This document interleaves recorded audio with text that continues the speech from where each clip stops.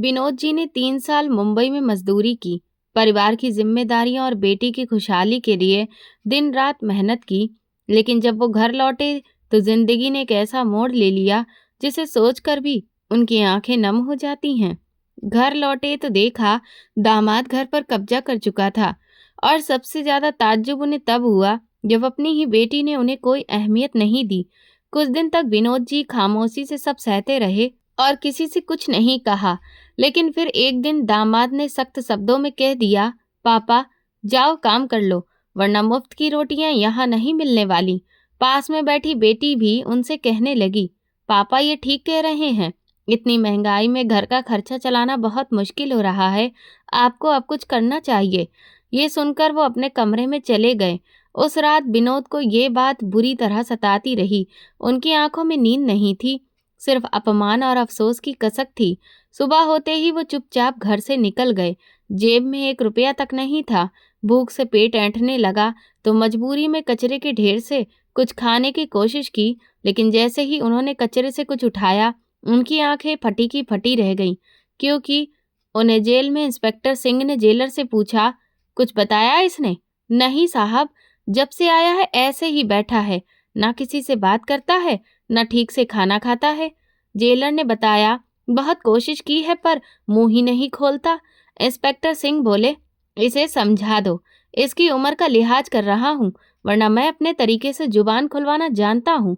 कोई मुलाकात करने आया था इससे? नहीं साहब, कोई नहीं आया। इंस्पेक्टर ने सलाखों के पीछे देखा। विनोद कोने में जमीन पर बैठे थे, नजरें झुकी थी और उन्होंने एक मुट्ठी बीच रखी थी।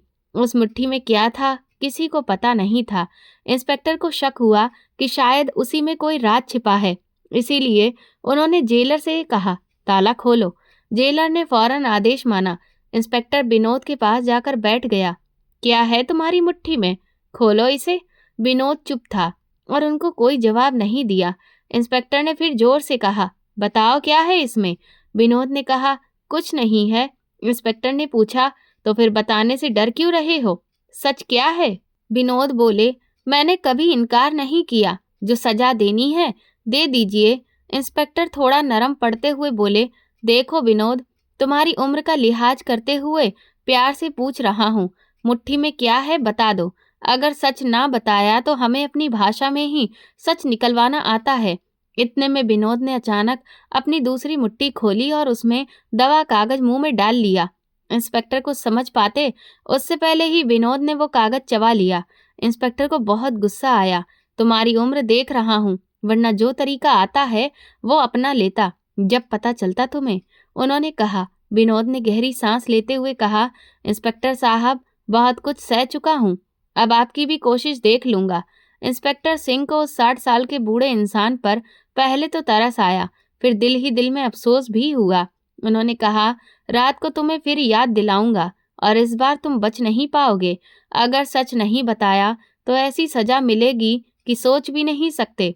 विनोद धीमे से बोले, मर तो मैं कब का गया साहब, बस अब तो एक जिस्म बचा है जिसके मिटने का अफसोस नहीं। मुझे इंस्पेक्टर सलाखों के बाहर आ चुके थे। उन्होंने जेलर से कहा, खास नजर रखो इस पर, रात को इसका इंतजाम करना होगा।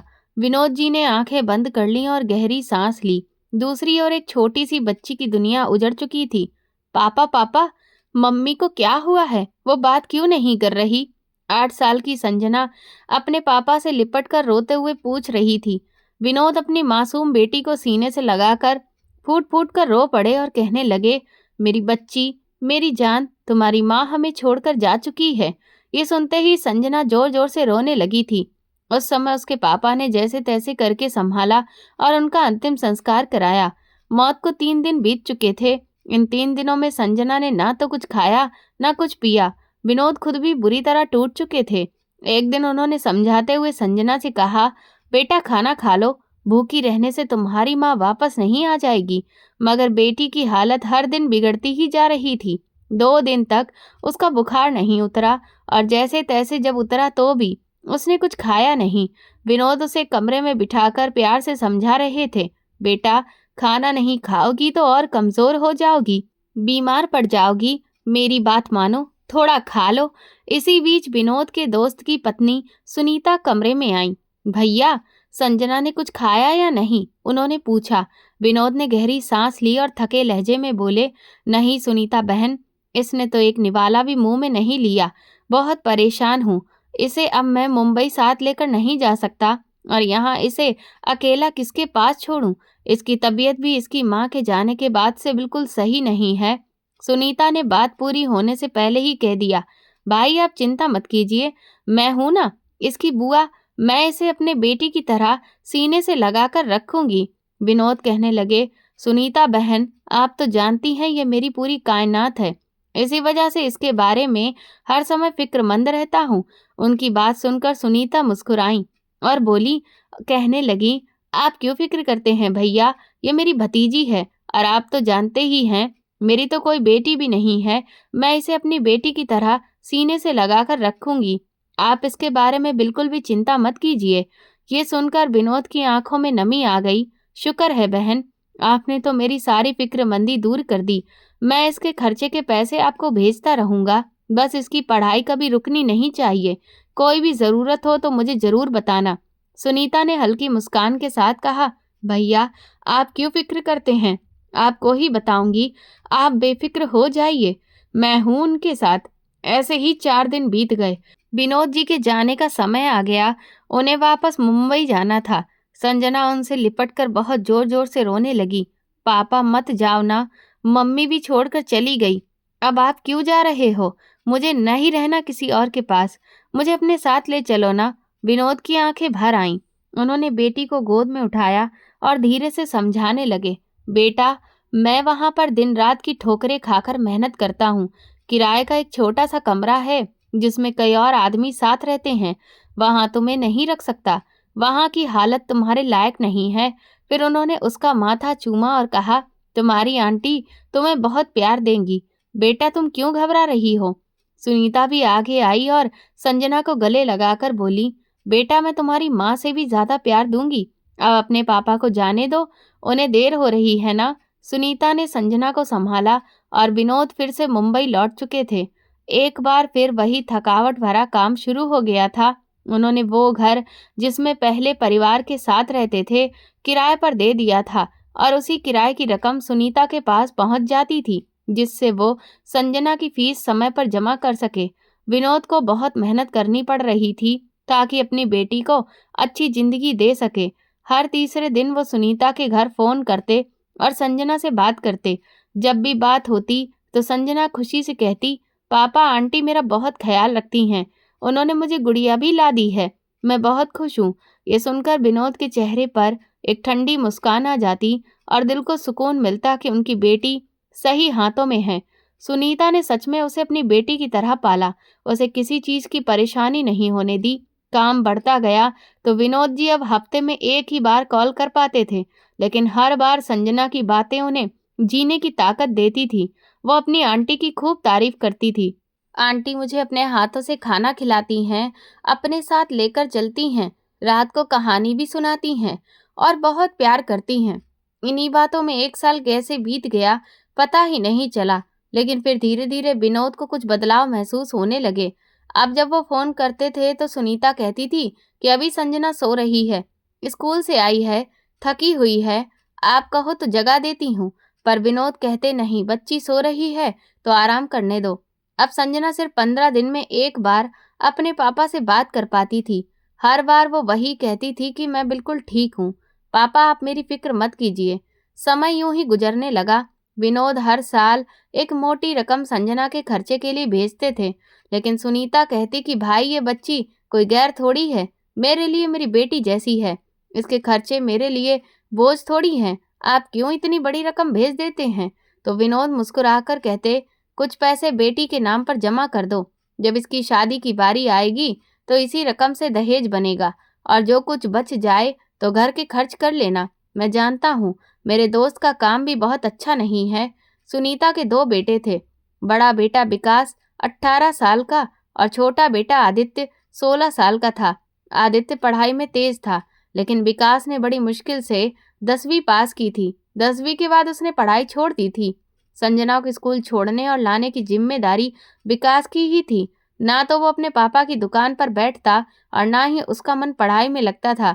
उसका ज्यादातर समय आवारा लड़कों के साथ बीतता था। सुनीता अपने बड़े बेटे से बहुत परेशान रहने लगी थी। घर की हालत भी ठीक नहीं थी।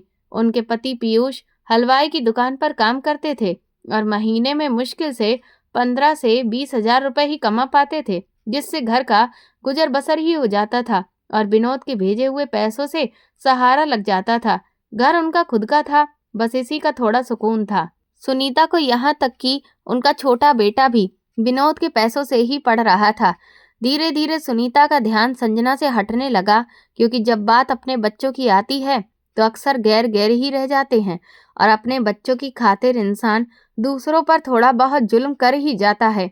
एक बार विकास की लड़ाई मोहल्ले के लड़कों से हो गई। विकास ने भी उन्हें बहुत मारा और उन लड़कों ने भी मिलकर विकास की बुरी तरह पिटाई कर दी। लड़ाई खत्म होने के बाद जब वो घर लौटा तो उसके मुंह से खून बह रहा था, सर फटा हुआ था। ये देखकर सुनीता घबरा गई और रोने लगी। फिर बोली, ये क्या हाल करवा कर आए हो तुम? किससे भिड़ गए हो तुम? संजना भी विकास की हालत देखकर डर गई थी। विकास गुस्से में तमतमाया हुआ था। मैं नहीं छोड़ूंगा उन्हें, उस लड़के का कत्ल कर दूंगा। मेरी बेइज्जती करने की हिम्मत कैसे हुई उसकी? इतना कहकर वो किचन में गया और वहां से तेज धार वाला चाकू निकाल लाया। ये देखकर सुनीता की जान हलक में आ गई। उन्होंने उसे समझाने की कोशिश की। विकास, ये क्या कर रहे हो? तुम्हें जेल हो जाएगी, फांसी तक की सजा मिल सकती है। पागल मत बनो, चाकू नीचे रखो। बड़ी मुश्किल से सुनीता और उसके छोटे बेटे आदित्य ने मिलकर विकास से चाकू छीना। विकास का गुस्सा बेकाबू था, उसकी आंखों में जुनून सा सवार था। तो सुनीता ने उसे धक्का देकर संजना के कमरे में बंद कर दिया और बाहर से कुंडी लगा दी। वो काफी देर तक दरवाजा खटखटाता रहा, लेकिन किसी ने दरवाजा नहीं खोला। जिस कमरे में वो बंद था, संजना वही कमरा इस्तेमाल करती थी, पढ़ाई भी वहीं करती थी और सोती भी वहीं थी। उस समय सुनीता के पास कोई और चारा नहीं था। कमरे में बंद करने के अलावा उन्हें डर था कि अगर विकास बाहर निकल गया तो कोई खून खराबा ना कर दे। जब सुनीता के पति पीयूष घर आए और बेटे की करतूतें सुनी तो गुस्से में आग बबूला हो गए और कहने लगे, मैं इसे नहीं छोड़ूंगा, ये मुझे कहीं मुंह दिखाने के लायक नहीं छोड़ेगा। पहले ही नालायक था, अब बदमाशी भी करने लगा है। सुनीता बोली, लेकिन पीयूष जी, आप ये भी तो देखिए, मारा तो उन्होंने भी है। देखिए आपके बेटे का चेहरा, मुंह से खून निकल रहा है, नाक से खून बह रहा है, पूरे चेहरे पर नीले निशान पड़ गए हैं। पीयूष गुस्से में बोले, तुम उसकी बेवजह तरफदारी मत करो, बहुत पछताओगी। उधर संजना भी परेशान थी। सुबह उसका पेपर था और तैयारी करनी थी, लेकिन कमरा बंद था और उसकी किताबें अंदर थीं। उसने सुनीता से कहा, आंटी मुझे पढ़ना है, मेरा कल पेपर है। वो 8वीं कक्षा का इम्तिहान दे रही थी। सुनीता बोली, बेटा अगर मैंने कमरा खोला और विकास बाहर निकल गया तो पता नहीं क्या कर देगा। तुम्हारे अंकल बहुत गुस्से में हैं, कहीं दोनों भिड़ ना जाएं। संजना ने फिर कहा, मेरा पेपर है आंटी, मुझे पढ़ना है। लेकिन सुनीता ने ध्यान नहीं दिया। तुम मेरे कमरे में जाकर लेट जाओ, अभी कुछ नहीं हो सकता। संजना परेशान होकर हॉल में बैठ गई और सोचती रही, क्या करे और क्या नहीं। रात को जब सब सो चुके थे, संजना ने चुपचाप कमरे की कुंडी धीरे से खोल दी। उसे बस अपनी किताबें लेनी थी। जैसे ही वो अंदर गई, देखा तो विकास सिगरेट पी रहा था। पहले तो वो घबरा गया और फिर विकास को लगा कि उसके पापा अंदर आए हैं। जल्दी से सिगरेट अपने पीछे छुपा ली, लेकिन जब देखा कि संजना है तो तेज आवाज में बोला, तुम यहाँ क्यों आई हो? मुझे अपनी किताबें लेनी है, कल मेरा पेपर है। वो डरते हुए बोली, जल्दी से लो, यहाँ से कमरे से बाहर जाओ। विकास चीखते हुए बोला। संजना वैसे ही विकास से डरती थी, जल्दी जल्दी किताबें उठाई और बाहर जाने लगी। तभी विकास बोला, सुनो। उसकी आवाज सुनकर संजना रुक गई। जी विकास भैया, विकास ने सख्त लहजे में कहा, अगर तुमने किसी को बताया कि मैं सिगरेट पीता हूँ तो याद रखना, इसी सिगरेट से तुम्हें जला दूंगा। तुम मेरे गुस्से को अच्छी तरह जानती हो। ये सुनकर संजना के पैरों तले जमीन खिसक गई और बिना जवाब दिए वो चुपचाप कमरे से निकलकर बाहर आई और दूसरे कमरे में जाकर बैठ गई। सुबह जब स्कूल जाना था तो उसे विकास के पापा छोड़ने गए, क्योंकि विकास अभी भी कमरे में बंद था, वरना हमेशा वही स्कूल छोड़ने जाता था। रास्ते भर वो संजना को डराता धमकाता था और कहता था कि तेज तेज चलो, कठपुतलियों की तरह क्यों चलती हो, मैं तुम्हारा नौकर नहीं हूँ। संजना चुपचाप सहती रहती थी क्योंकि उसकी आंटी यानी सुनीता का व्यवहार उससे बहुत अच्छा था। उस दिन उसका पेपर बहुत अच्छा हुआ, लेकिन कुछ दिन बाद फिर एक और झगड़ा हो गया। विकास के पापा ने गुस्से में कहा, विकास आज से तुम गैराज में काम करोगे, गाड़ी ठीक करना सीखो, अब घर पर नहीं रहोगे। विकास बोला, मैं नहीं जाऊंगा। उसके पापा ने सख्ती से कहा, अगर तुम नहीं जाओगे तो इस घर से दफा हो जाओ, मैं तुम्हें मुफ्त की रोटियां नहीं खिलाऊंगा। 20 साल का हो गया है और मैं हजारों की मेहनत करता हूँ। विकास बोला, विनोद अंकल जो पैसे भेजते हैं उसी से तो सब लोग खाते हैं, तो क्या मेरी 2 रोटियां ज्यादा हो गईं? ये सुनकर उसके पापा और ज्यादा भड़क गए और उसे मारने को दौड़े। सुनीता ने बीच बचाव करते हुए कहा, धीरे धीरे समझा दूंगी इसे, अभी गुस्से में मत बोलिए। वो बोले, तुम चुप रहो, जो समझाना था वो तो समझा ही चुकी हो, अब मेरी बारी है। इसके बाद उसके पापा ने उसे जबरदस्ती अपने साथ गैराज पर ले जाना शुरू कर दिया। अब विकास हर रोज वहीं जाता था, लेकिन शाम ढलने से पहले लौट आता था और अक्सर आकर वो अपने आवारा दोस्तों में बैठकर सिगरेट पीता रहता था। हालांकि सुनीता चाहती थी कि वो घर के खर्चे के बाद कुछ पैसे संजना के लिए बचा कर रखें, क्योंकि उन्हें पता था कि विनोद कितनी मेहनत से कमाता था और वो कमाई सिर्फ अपनी बेटी के लिए भेजता था। अचानक 2 साल बाद सुनीता के पति का निधन हो गया और वो बैठे बिठाए विधवा हो गई। उन्हें अचानक से हार्ट अटैक हुआ और वो फिर कभी उठ नहीं पाए। सुनीता बिल्कुल अकेली पड़ गई। विकास पहले ही लापरवाह था, अब तो उसका बचा कुचा डर भी खत्म हो गया। उसने गैराज जाना भी छोड़ दिया था। उसे गाड़ी चलाना और ठीक करना दोनों आता था, लेकिन अब किसी काम में उसका मन ही नहीं लगता था। छोटा बेटा आदित्य अभी कॉलेज में पढ़ रहा था।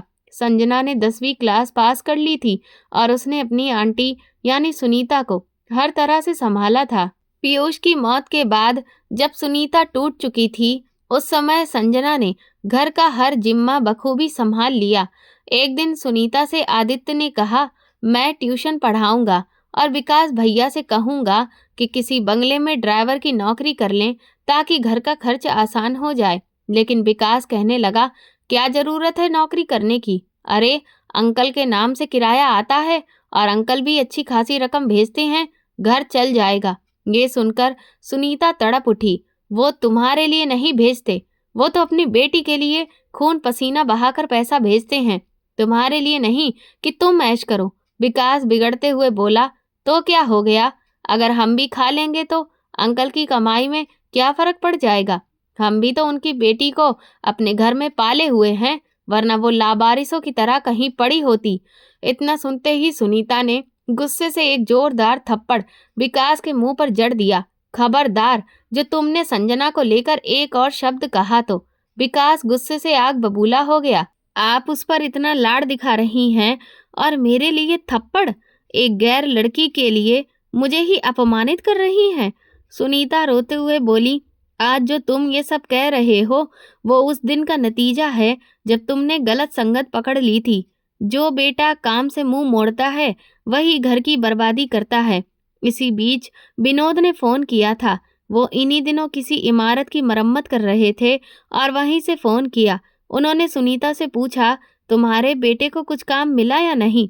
सुनीता ने सच्चाई बताते हुए कहा, नहीं भैया, वही हाल है। विनोद ने कहा, अगर कोई जरूरत हो तो बता देना, मैं सैलरी के साथ कुछ और भेज दूंगा। ये सुनकर विकास हंसने लगा और बोला, जब अंकल खुद कह रहे हैं कि जरूरत हो तो बताना, तो क्यों नहीं बताती उन्हें? कहो ना कि मुझे गाड़ी खरीदनी है, मैं गाड़ी चलाऊंगा और ड्राइवर बन जाऊंगा, अच्छे पैसे कमाऊंगा। सुनीता हैरान रह गई, इतनी बड़ी रकम कहाँ से आएगी? विकास कहने लगा कि अंकल का मकान बेच दो, उसे सेकंड हैंड गाड़ी ले लेंगे। सुनीता गुस्से में बोली, तुम्हारा दिमाग तो ठीक है, वो मकान अंकल ने मेरी जिम्मेदारी पर छोड़ा है, वो उनकी अमानत है, मैं उसे कैसे बेच दूं? विकास हाथ जोड़ने लगा, मम्मी, मैं गैराज में काम नहीं कर सकता, आप जानती हैं मुझे किसी की डांट सुनना मंजूर नहीं। अगर आप कह दे तो अंकल खुद मान जाएंगे, फिर क्या तुम्हें लगता है कि वो कभी वापस नहीं आएंगे? एक ना एक दिन तो आएंगे ही ना, फिर क्या करेंगे? उन्हें सहारा चाहिए होगा। सुनीता का मन भी दुविधा में पड़ गया। मैं बिना भाई से पूछे इतनी बड़ी रकम नहीं दे सकती। उन्होंने साफ कहा। थोड़ी देर चुप रहकर जब अंकल वापस आएंगे तो उन्हें घर चाहिए होगा। वो अपनी बेटी के साथ कहाँ रहेंगे? फिर उसकी शादी भी करनी है। सुनीता ने कहा। लेकिन उनसे विकास ने बहुत रिक्वेस्ट की तो वो मजबूर होकर मान गई और कहने लगी, मेरा घर है ना, क्या मैं उन्हें अपने घर से निकाल दूंगी? तुम ऐसा करो कि मकान उनके नाम से ही समझो। जैसे ही तुम कमाने लगो मैं कमेटी डाल दूंगी और जब तक वो लौटेंगे तो मैं एक अच्छे इलाके में उनके लिए घर खरीद लूंगी। लेकिन मैं पहले इस बात की इजाज़त भाई से लूंगी। उसी समय उन्होंने अपने भाई को फ़ोन किया और सब मामला बताया। ये सुनकर विनोद कुछ ही समय चुप रहा, लेकिन उनके एहसान तले दबकर उन्होंने कहा, ठीक है सुनीता, लेकिन याद रखना ये मेरी आखिरी उम्मीद है। बुढ़ापे में और मुझे बेसहारा मत छोड़ देना। सुनीता बोली, नहीं भैया, कैसी बात कर रहे हैं आप? मैं आपकी बेटी को कभी पराया नहीं समझ सकती। आप बेफिक्र रहिए। फिर विकास ने मकान बिकवाया। एक अच्छी खासी रकम मिली। जब रकम आई तो विकास की आंखें फटी की फटी रह गईं। उसे जैसे यकीन ही नहीं हो रहा था कि इतने पैसे सच में आ गए हैं। उसने एक की जगह दो दो गाड़ियां खरीद डाली। सुनीता रोकती रही और कहती रही कि एक बड़ी गाड़ी ले लो, बाकी पैसों की जमीन खरीद लेंगे विनोद भैया के लिए। लेकिन विकास ने तो माँ की एक ना सुनी। उसके सर पर जैसे लालच और ऐश का भूत सवार हो गया था।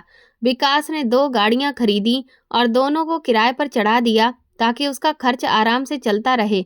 बचे हुए पैसों से उसने अपने कमरे में एसी लगवा लिया और ऐश की जिंदगी काटने लगा।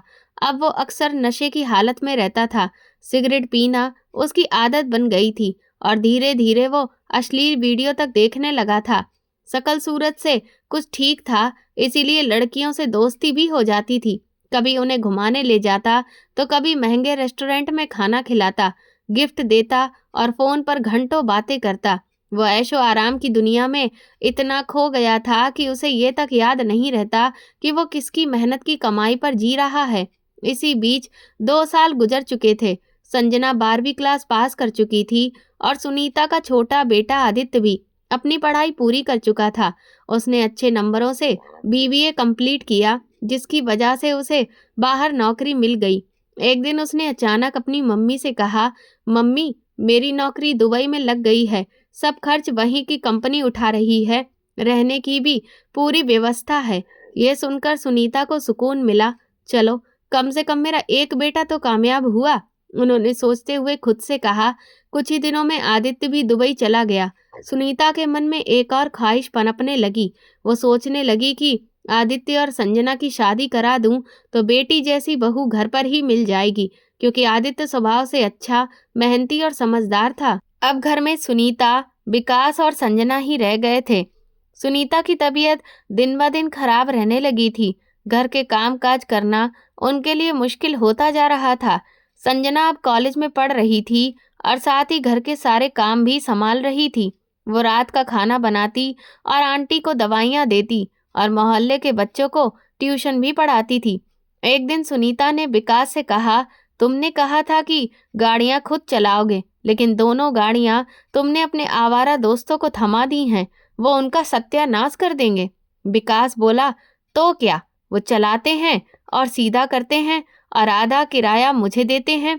मेरा जेब खर्च चलता है, और क्या चाहिए? सुनीता ने गंभीर आवाज में कहा, ये पैसे तुम्हारे नहीं हैं, ये संजना के हैं। एक दिन उसकी शादी होगी, दहेज देना होगा। उसके बाप को मैं क्या जवाब दूंगी? तुमने ही कहा था कि मैं विनोद भैया से घर बिकवाने को कहूँ। मैंने तुम्हारी बात मानी और अब तुम ये हरकतें कर रहे हो। विकास हंसते हुए बोला, तो क्या हो गया? बेटी की परेशानी है, दहेज की टेंशन है, तो ठीक है, मेरी शादी संजना से कर दो। आखिर मैं भी तो उसे जानता हूँ, समझता हूँ। वैसे भी वो घर संजना के ही नाम आना था। उसका पति चाहे मैं रहूं या कोई और, फर्क क्या पड़ता है? ये सुनते ही सुनीता पहली बार जोर से चिल्लाई और बोली, मुंह बंद कर अपना। तुझ जैसे आवारा से मैं उसकी शादी नहीं कर सकती। विकास गुस्से में आग बबूला हो गया। क्या मतलब? मैं तुम्हारा बेटा हूँ और मेरे लिए ये सब कह रही हो? बस एक लड़की के लिए? उसने गुस्से से कहा। सुनीता ने कहा, मैं अपनी फूल सी बच्ची की जिंदगी तेरे साथ बर्बाद नहीं कर सकती। विकास गरजते हुए बोला, मेरे लिए रिश्तों की कमी नहीं है, लड़कियां मुझसे बात करने के लिए मरी जाती हैं। सुनीता ने झूठ समझते हुए कहा, दूर से ढोल सुहाने लगते हैं। जिन लड़कियों को तुम समझते हो कि वो तुम पर मरती हैं, मैं खुद तुम्हारा रिश्ता लेकर जाऊंगी उनके पास। देखना देखना, एक दिन मैं तुझे बाहर निकाल दूंगी। जब तू खुद का पैसा लुटाएगा तब समझ आएगा कि घर चलाना क्या होता है। विकास तिलमिलाया हुआ बोला, आप जैसी मम्मी मैंने नहीं देखी, जिसे हर समय मुझ में कमी ही दिखती है। उस दिन के बाद से विकास का व्यवहार और भी डरावना हो गया था। सुनीता हर समय परेशान रहने लगी थी। रात को उन्हें नींद नहीं आती थी। संजना अब उनके कमरे में ही सोती थी, क्योंकि वो विकास के गुस्से और नजरों से बहुत डरने लगी थी। एक रात सुनीता नींद की गोली खाकर गहरी नींद में थी। विकास नशे की हालत में लौटा। उसने देखा कि संजना भी कमरे में ही सो रही थी। उसने धीरे से आवाज दी, उठो और मेरे लिए एक कप चाय बना दो, सर में बहुत दर्द हो रहा है। संजना घबरा गई, डरते हुए बाहर निकली। उधर अगले ही पल विनोद की धड़कनें तेज हो गईं। उन्हें बेचैनी होने लगी। नींद में उन्होंने देखा कि संजना रोती हुई कह रही थी, पापा पापा। विनोद हड़बड़ाकर उठ बैठे। सांसें बेकाबू थीं, दिल जोर से धड़क रहा था। वो बहुत परेशान हो गए। उन्हें याद आया, पिछले 2 महीने से उनकी संजना से बात भी नहीं हुई थी। उन्हें अंदर ही अंदर डर लगने लगा था। अब उनके बालों में सफेदी साफ झलकने लगी थी।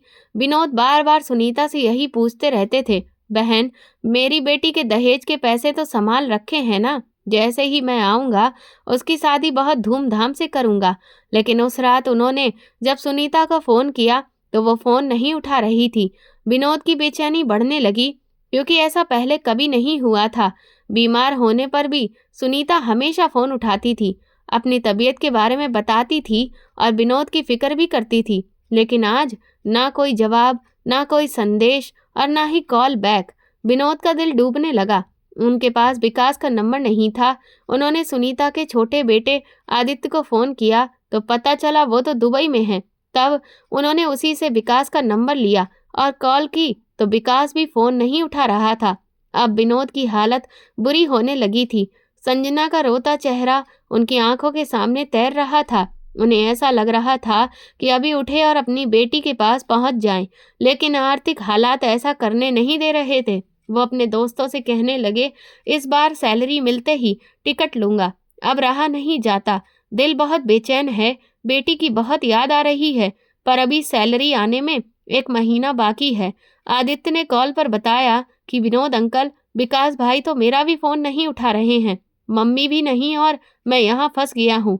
कंपनी वालों ने पैसा लगाया है, जब तक चुकता नहीं करूंगा वापस नहीं जा सकता। पड़ोस में भी फोन किया तो किसी ने कहा घर पर ताला लगा हुआ है। ये सुनकर विनोद की बेचैनी अब काबू से बाहर हो रही थी। वो सोच रहे थे, काश पास में पैसे होते तो वो सब कुछ छोड़कर निकल पड़ते। उनका एक एक दिन बहुत मुश्किल से गुजर रहा था। आखिर 15 दिन बाद विकास का फोन आया और जो खबर उसने दी वो विनोद के होश उड़ा देने वाली थी। उधर से विकास की आवाज आई, मैं मजबूर था अंकल, मम्मी बहुत बीमार हो गई थी, मैं और संजना उन्हें लेकर अस्पताल गए थे। उनकी हालत दिन ब दिन बिगड़ती गई। अंत में उन्होंने कहा, मेरे बाद संजना अकेली कैसी रहेगी, उसे तेरे साथ शादी करनी ही होगी, बिना शादी के वो कमरे में साथ नहीं रह सकती। मम्मी की आखिरी ख्वाहिश हमने पूरी कर ली। हमारी शादी के बाद ही मम्मी ने दम तोड़ा। मैं खुद होश में नहीं था, संजना भी शॉक में थी, इसीलिए किसी को खबर नहीं दे सका। मैं तब से बीमार हूँ, हॉस्पिटल में भर्ती हूँ। आज ही थोड़ा होश आया है तो आपको फोन कर रहा हूँ। उसकी बात सुनकर विनोद तो सुन ही रह गए।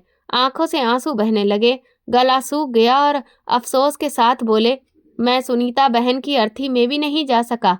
और वो कहकर फूट फूट कर रोने लगे और फिर कांपती आवाज में पूछा, संजना कहाँ है, बात करवा दो। तो विकास ने संजना को फोन दिया। फिर उदासी भरी आवाज में बोली, पापा आप मत आइए, मैं ठीक हूँ। विकास मेरा बहुत ख्याल रखते हैं, बस आंटी की बहुत याद आती है। वो बोलते बोलते रोने लगी। विनोद ने खुद को संभाला, खुद से कहा, अब जो होगा देखा जाएगा, बस 1 साल और मेहनत कर लूं, खाली हाथ नहीं लौटूंगा। बेटी के लिए कुछ ना कुछ लेकर जाना है। उन्हें क्या पता था कि जिन पर उन्होंने भरोसा किया वही भरोसा अब डगमगाने वाला है। उधर दुबई में बैठे आदित्य को जब सुनीता की मौत और संजना की शादी की खबर मिली, वो टूट गया। उसे विश्वास ही नहीं हुआ कि उसकी माँ इतनी बड़ी बात उससे छुपाई। जब वो गया था तब सुनीता ने कहा था कि जब तुम कामयाब होकर लौटोगे तो संजना की शादी तुमसे कर दूंगी। उसे संजना पसंद भी थी। वह मासूम थी, सच्ची थी और उससे 2-3 साल छोटी थी, जबकि विकास उससे 5-6 साल बड़ा और गलत आदतों में डूबा हुआ। न नौकरी करता और न चरित्र ठीक था। ऐसे लड़के से शादी कैसे कर दी? उसके दिल में सवाल उठा। आदित्य अंदर से टूट चुका था। बहरहाल 1 और साल गुजर गया। इस बीच विनोद की कई बार संजना से बात हुई और हर बार वो कहती थी, मैं खुश हूँ, पापा ठीक हूँ, आप फिक्र मत कीजिए। 1 साल बाद विनोद लौटे तो सोचा शायद सुनीता ने जमीन खरीद ली होगी, शायद विकास ने घर भी बनवा लिया हो। अब बेटी के पास नहीं रहूंगा और उसके पापा उसे और उसके पति को अपना जीवन जीने दूंगा। वो ये सब तय कर चुके थे और अचानक बिना बताए घर पहुंचे। सरप्राइज देंगे, ये सब सोचकर वो घर की राह में निकल गए। लंबा सफर तय करके जब उन्होंने दरवाजे पर दस्तक दी तो दरवाजा खोलने खुद संजना आई। दरवाजा खुला तो संजना सामने थी। विनोद को देखकर वह हक्का बक्का रह गई। उनके सारे बाल सफेद हो चुके थे। चेहरे पर थकान और बरसों की मेहनत की लकीरें साफ दिख रही थी। बरसों बाद अपने पापा को सामने देखकर संजना खुद को रोक न सकी और अपने पापा से लिपट कर रोने लगी। विनोद भी अपनी बेटी को देखकर हैरान रह गए, जो कभी छोटी सी गुड़िया थी अब बड़ी हो गई थी, पर उसका रंग पीला पड़ चुका था, चेहरा बुझा हुआ था, आंखों में थकान थी। विनोद ने उसे सीने से लगाया और सिसकियों में रो पड़े, मेरी बच्ची, मेरी जान। संजना की हिचकियां थमने का नाम नहीं ले रही थी। विनोद उसे देखे ही जा रहे थे। कितने सालों बाद बेटी को छूकर महसूस कर पा रहे थे। तभी विकास बाहर आया। संजना की रोने की आवाज सुनकर वो आया था। अचानक सामने विनोद को देखा तो माथे पर बल पड़ गए, पर फिर भी बनावटी मुस्कान लेकर गले मिला और बोला, अंकल आए हैं, चलिए अंदर चलिए। उन्हें अपने कमरे में ले गया, जो पहले सुनीता का कमरा हुआ करता था। अब उसी में विनोद को ठहराया गया। रात का खाना खाया गया। खाने के बाद संजना अपने पापा के पास बैठी थी। तभी विकास फिर आया और बोला, संजना चलो अब जाकर आराम करो, मुझे अंकल से कुछ बात करनी है। तो विनोद बोले, बेटा बात कर लेना, मैं कौन सा कहीं जा रहा हूँ, अब तो यहीं रहूंगा तुम लोगों के पास, अपनी बेटी के पास। कितने साल हो गए मैंने अपनी बच्ची को देखा तक नहीं है, तो अब जब देखा है तो उसे देखता ही रहना चाहता हूँ। विकास बैठ गया, कहने लगा, आपके भेजे हुए पैसों से मैंने 2 गाड़ियां खरीदी थी ताकि घर का खर्च आसानी से चले, लेकिन दोनों गाड़ियों का भयानक एक्सीडेंट हो गया, अब पूरी तरह से तबाह हो चुकी हैं। शुक्र है जान बच गई। ये सुनते ही विनोद के पैरों तले जमीन खिसक गई। उन्होंने पूछा, दूसरा घर तो ले लिया है ना? विकास बोला, नहीं, कहाँ से लेता, सब तबाह हो गया।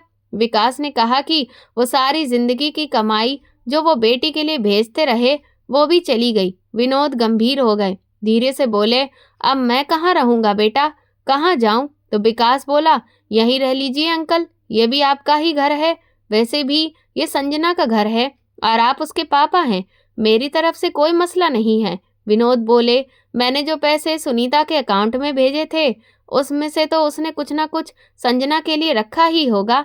विकास हंसने लगा और बोला, मम्मी ने कहा था कि आप आएंगे तो लाखों रुपए साथ लाएंगे, लेकिन आप तो खाली हाथ आ गए, बस 2-4 कपड़े ही लाए होंगे।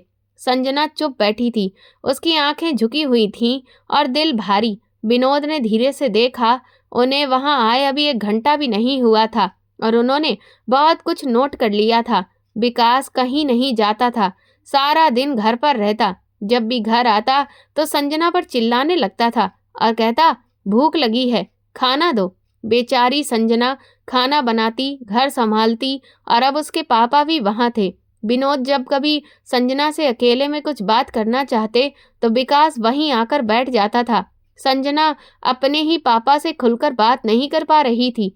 एक बार विनोद ने विकास से कह दिया, तुम सारा दिन क्या करते हो, कोई काम धंधा नहीं है क्या? वो बोला, हाँ, घर पर ही रहता हूँ, किसी का उधार नहीं खा रहा, ये घर मेरा है, मेरी मर्जी है मैं काम करूं या नहीं। विनोद अब समझ चुके थे कि किस हालत में उनकी बेटी रह रही है, लेकिन वो अभी भी चुप थे। उनके पास अब सिर्फ धैर्य बचा था।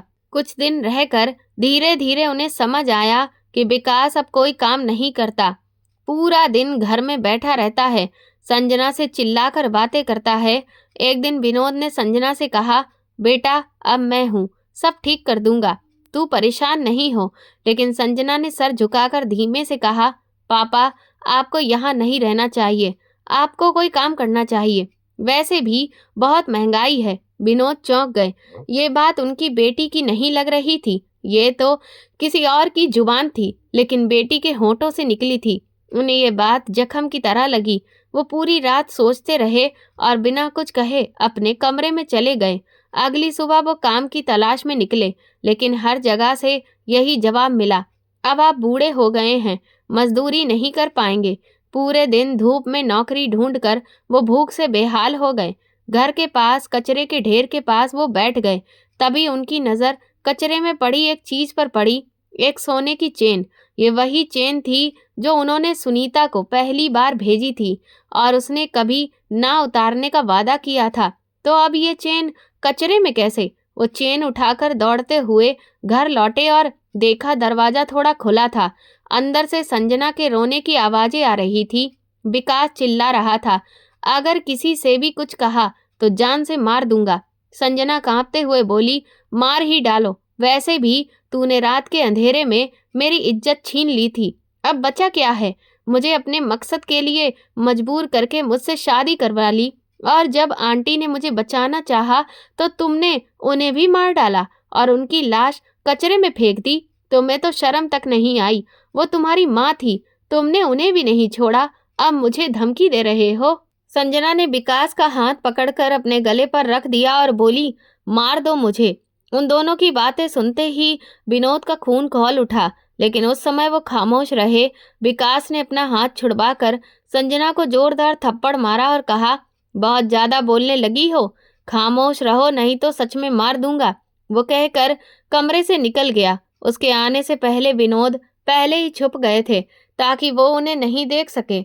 उसके घर जाने के बाद विनोद अपनी बेटी संजना के पास गए और उससे कहा, बेटा मैं सब जान चुका हूँ, तू परेशान नहीं हो, मैं तुझे अब इस हालत में नहीं देख सकता, अब मैं तेरे साथ हूँ।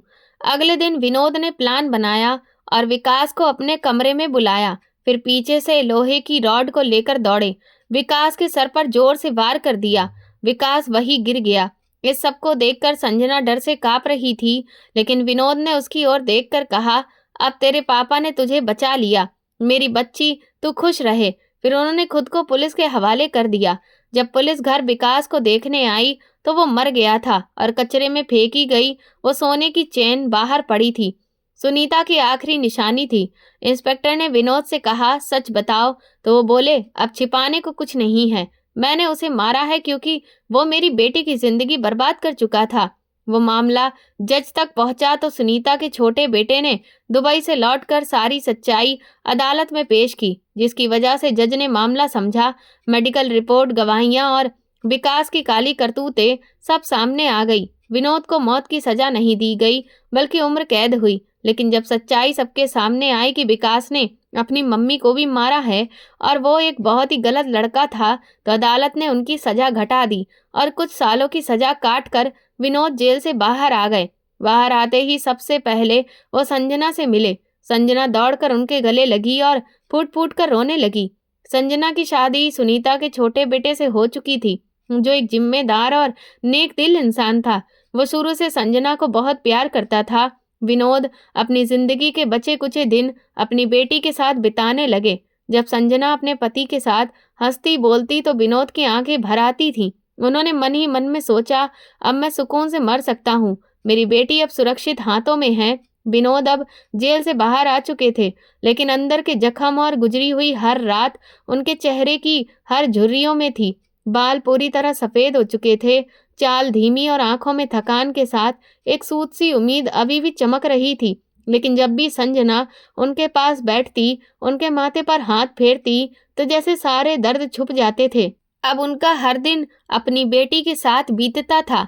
सुबह उठते ही वो संजना के लिए चाय बनाते, बरामदे में बैठकर अखबार पढ़ते और कभी कभी संजना के पति से देश दुनिया की बातें करते।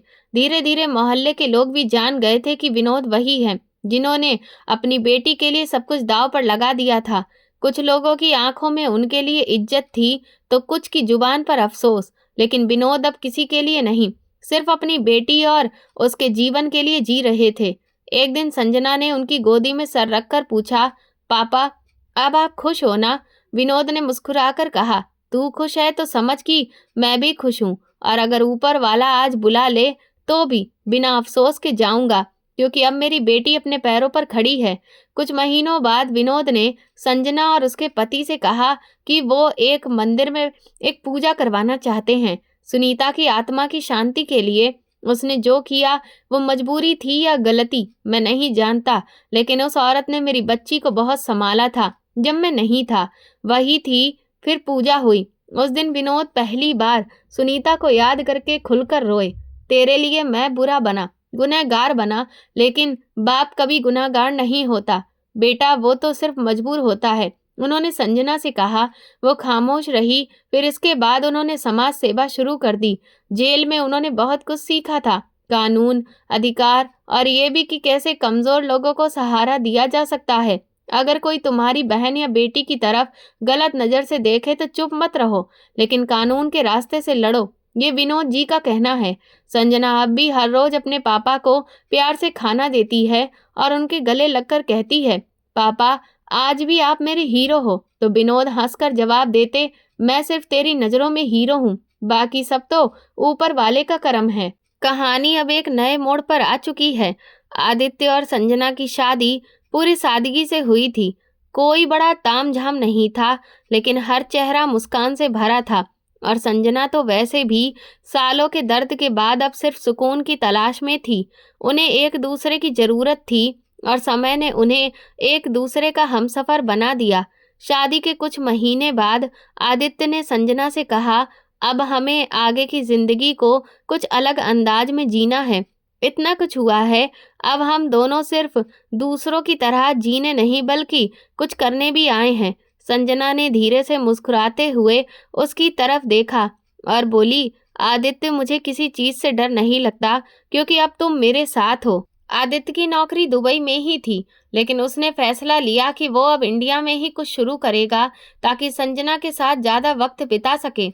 उसने एक छोटा सा बिजनेस शुरू किया, एक बुटीक और कोचिंग सेंटर, जिसमें संजना उसकी पार्टनर बनी। उसने ये काम इसलिए चुना क्योंकि वो दुबई में रहकर जान चुका था कि कितनी भी बड़ी कंपनी में काम कर लो, लेकिन उन्हें कुछ भी नहीं समझते। जब अपना बिजनेस होगा तो सब इज्जत करते हैं। उधर संजना की ट्यूशन पढ़ाने की आदत और बच्चों को सिखाने का शौक अब उसे अपने कोचिंग सेंटर में बदल चुका था।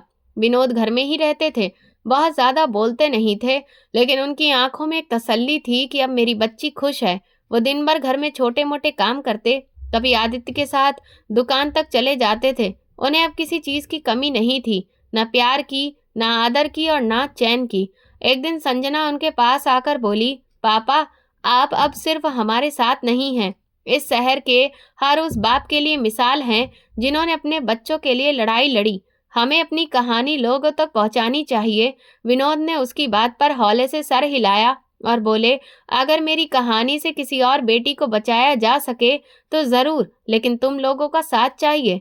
संजना और आदित्य ने मिलकर कोचिंग में ही उस कहानी को सुनाना शुरू किया जो उन लड़कियों और महिलाओं के लिए था जिन्हें घर के अंदर ही अपनों से जुल्म झेलने पड़े। संजना अब उन सेमिनारों में बुलाए जाने लगी, स्कूलों कॉलेजों में जागरूकता फैलाती थी। आदित्य हमेशा उसके साथ खड़ा रहता था, कभी उसके भाषण रिकॉर्ड करता, कभी उसकी आंखों में पानी देखकर उसका हाथ थाम लेता था। संजना के लिए वो एक पति ही नहीं, उसकी हिम्मत भी था।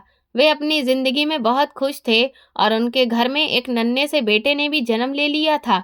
विनोद ने जब अपने नवासे को पहली बार गोद में लिया तो धीरे से कहा, अब मेरी जिंदगी पूरी हो गई। उस बच्चे का नाम उन्होंने राघव रखा था, जो विनोद, आदित्य और संजना तीनों की साझी कहानी का एक नया गीत था। उस बच्चे को देखकर विनोद कई साल पीछे चले गए और रोने लगे, लेकिन वो आंसू दर्द के नहीं, सुकून के थे। उन्होंने मन में सोचा, इस बार ये बचपन डर में नहीं, प्यार में पलेगा।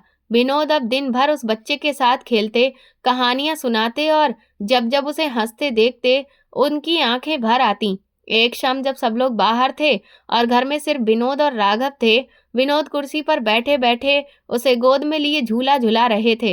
राघव हंस रहा था और विनोद उसके माथे को चूमते हुए कह रहे थे, बेटा, मैं तुझ में अपनी संजना का बचपन देखता हूँ। अब कोई तुम्हारा बचपन नहीं छीन सकेगा। जैसे समय फिर धीरे धीरे हर जख्म पर मरहम रखता चला गया, आदित्य और संजना अब अपनी जिंदगी में पूरी तरह से घुल मिल चुके थे।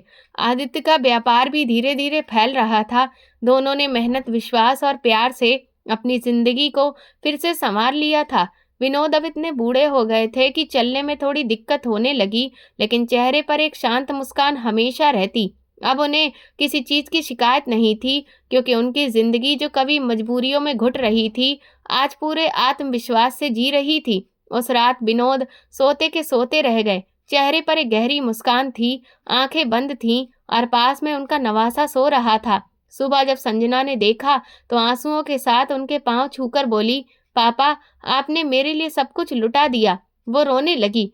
फिर विनोद को पूरे सम्मान के साथ विदा किया गया। आदित्य और संजना अपने बेटे राघव के साथ अब सच्चे अर्थों में एक नई खुशहाल जिंदगी जीने लगे। और इस तरह दुखों की गहरी रात के बाद आखिरकार संजना की जिंदगी में उजाले की सुबह आ ही गई। इस तरह इस कहानी का समापन हुआ। तो दोस्तों, आपको ये कहानी कैसी लगी मुझे कमेंट सेक्शन में ज़रूर बताएं। मेरे चैनल को सब्सक्राइब कर वीडियो को लाइक कर दें और वीडियो को हाइप भी दें। और ऐसी और भी रोमांचक कहानियाँ सुनने के लिए मेरे चैनल के साथ बने रहें। धन्यवाद।